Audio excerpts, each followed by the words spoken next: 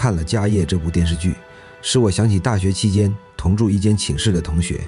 他是安徽黄山人，家族的手工作坊世代制墨，获得过国家第一批非物质文化遗产传承人。同窗期间，他跟我聊过很多关于徽墨的历史，于是我拨通他的电话，想收集些资料做期节目。他笑着说，电视剧我也看了，剧情不错，但编剧明显对墨并不是很懂，起码剧中笔墨的方法完全是给外行人看的。评定墨的好坏一直有着完整的标准，其中最简单的就是一敲、二看、三闻、四磨。敲可以鉴定捶打是否到位，看就是磨口是否光滑如玉，闻就是鉴别香料真伪，人造化学香料肯定是不过关的。然后就是顶级的墨，研磨几百圈也是毫无气泡沫子的。聊了1个多小时的电话，我系统的整理同学的话，浓缩为2个问题。第一，为什么墨这种家家都有，再平凡不过的文具会成为1两徽墨、1两金的硬通货，甚至沦为疯狂炒作的顶级奢侈品？第二，为什么制墨这种传统民间手艺会卷入政治漩涡，继而成为高危行业，以致到了一不小心便会家破人亡的程度？今天我们就透过这层黑色墨汁，说说古代文人圈子里那场关于财富、权谋与宿命的黑色风暴。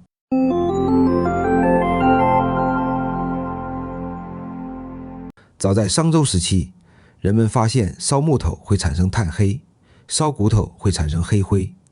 这些黑色粉末与胶混合就能留下永久字迹，这可以算是中国墨的雏形。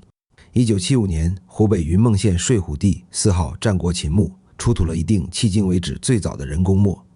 这是一块松烟墨，制作方法是松木燃烧后收集烟灰和松脂混合后压制成墨，证明秦朝时期已经开始有了块状的墨。到了东汉时期，制墨水平已经有很大的进步，当时的制墨业集中在陕西扶风、延州一带，因为这些地方松树多，而且烧出的烟灰质量较好。当时已有制墨名家出现，如三国时期魏国人韦诞，被誉为众匠法墨，百年如石，一点如漆。北曹贾思勰也在其名要术的合墨法中详细记载了韦诞的制墨方法。具体方式是把窑分隔成3或4段，中间留小孔，松树点燃后不限明火，只冒黑烟，通过窑内的小孔层层过滤，停留在尾窑墙壁上的黑烟是最细的，再将名贵的鹿角熬制成胶，二者混合，再反复捶打10万次左右。至于宫廷用墨，为了彰显身份，还要加入麝香、珍珠和犀牛角等名贵药材，这也是电视剧中以墨为药的原因。所以并不是什么墨都能拿来做药的，这一点需要格外注意。皇帝经常会把贡墨作为御赐品赏给臣子，当官每个月所领的俸禄里也包含1到2块墨。诗人李白眼中5花马、千金裘都可以随意拿来换酒，但别人送他一块好墨，居然开心地作诗一首：上党壁松烟，一废丹砂墨，蓝麝凝真墨，金光乃堪多。由此可见，这种墨肯定不是普通百姓能够享用的，他们使用的墨多是随意勾兑，时间稍久或不慎遇水受潮，就会模糊成一团，很难长久保留字迹。这也是唐朝以前流传下来的资料、诗歌以及文献多出自官方或贵族的重要原因，并不是因为古代民间缺乏文学爱好者，而是他们的作品由于墨的品质不好，根本没条件跨越千年保留下来。唐末安史之乱爆发，大批北方的制墨手艺人也都躲避到南方，有位河北易县人跑到南唐小朝廷。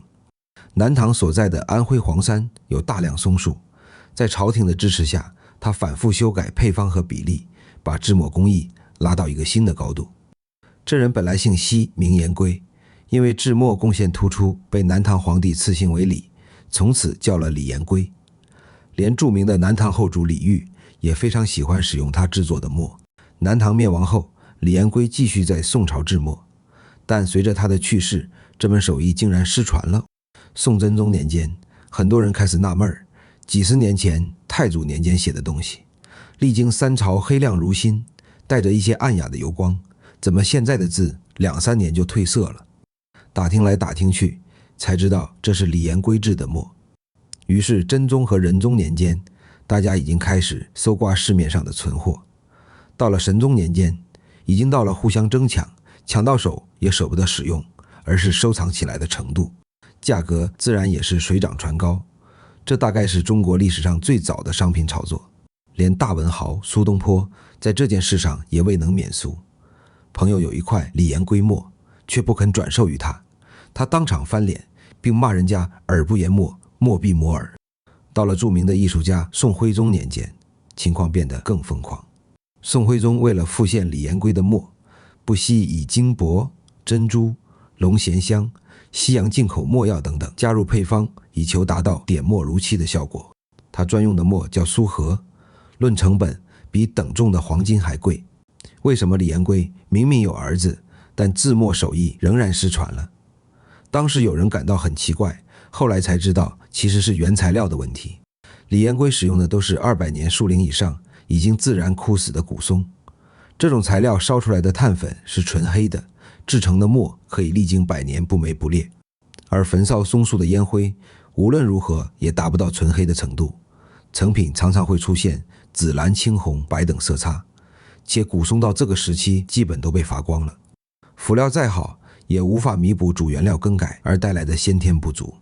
这一点直到几百年后的清末中国进口工业炭黑才得到解决。所以元、明和清朝早期，李颜归墨仍然是一块难求，需求量大，自然会有人想办法。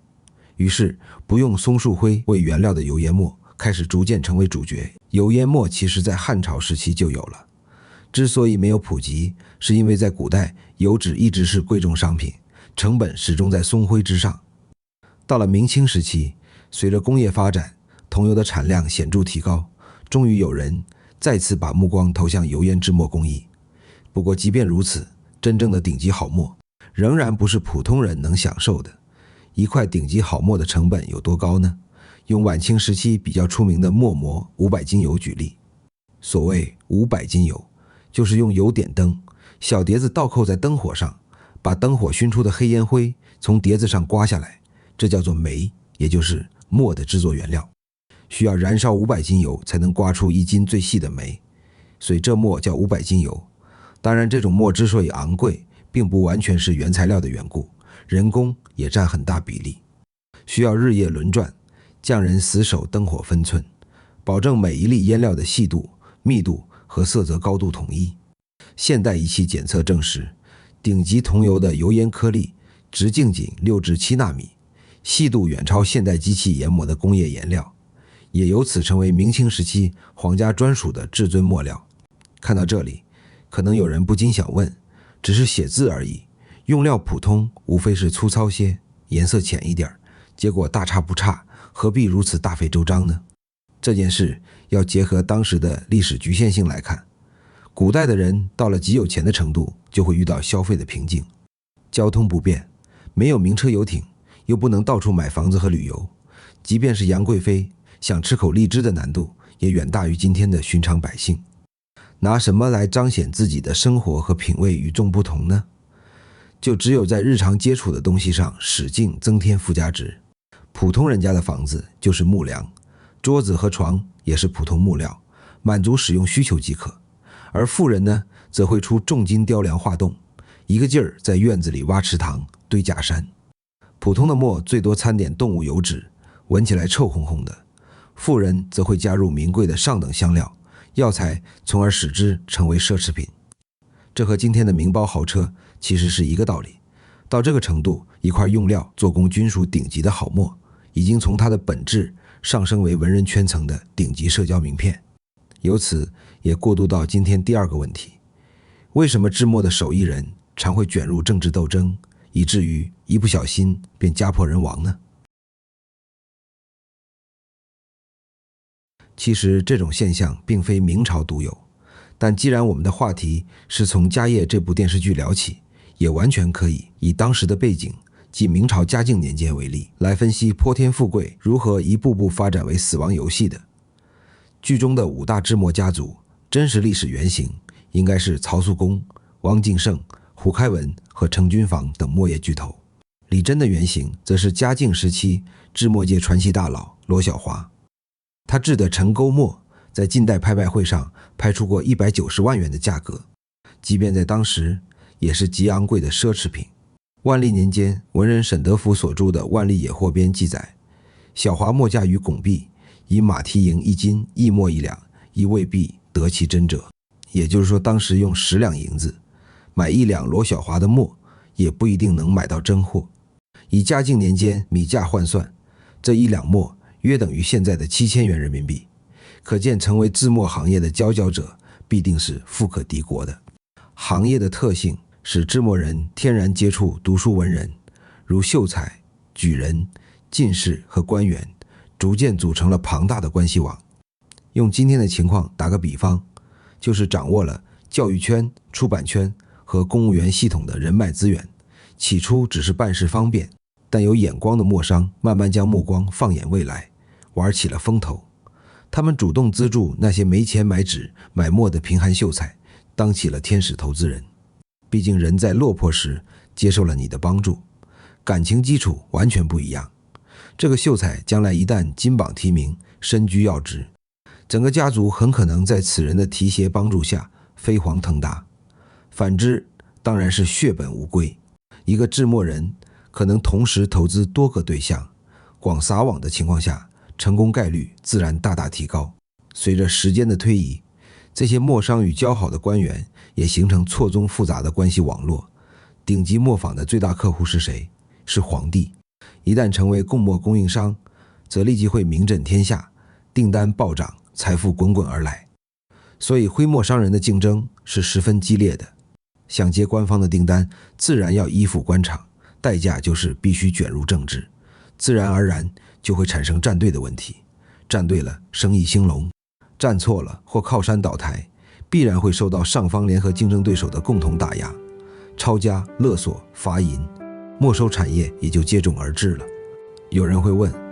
我就是安分守己做自己的墨，也够丰衣足食，对官场敬而远之，不就行了吗？对不起，想法很美好，在古代是行不通的。你的产品只要崭露头角，没有官员在背后撑腰，很快会遭到同行联合权力恶意兼并或吞掉。所以想在这个与权力最近的行业混下去，必须依靠哪怕是最基层的权力。这也许才是家业背后最冰冷最真实的暗线逻辑。家业这部电视剧表面上是以家族的兴衰博弈影射权斗的残酷，但似乎直到结尾，编剧才露出真正温柔也最残酷的用意。制墨只是一根导线，通过男女主人公的命运轨迹来感叹人生于乱世的身不由己。故事背景的嘉靖年间，人均寿命仅35至40岁，婴幼儿夭折率则高达40%以上。剧中李真那句轻得像三峰，却重如磐石的感慨，或许他已经不在了呢，更是直指动荡的嘉靖朝。普通人安稳长久的期许，往往才是最弥足珍贵的奢望。我们站在今天的现代视角，永远无法共情古人最简单的恐惧。能健康快乐地长大成人，也许从来都不是理所当然的。至于那一锭锭流传千年的徽墨，它的真正价值或许不是它值多少黄金，也不是它沾染了多少权谋，而是它记录下了那些在动荡的历史中如同烟尘般消散却又真实活过的人们。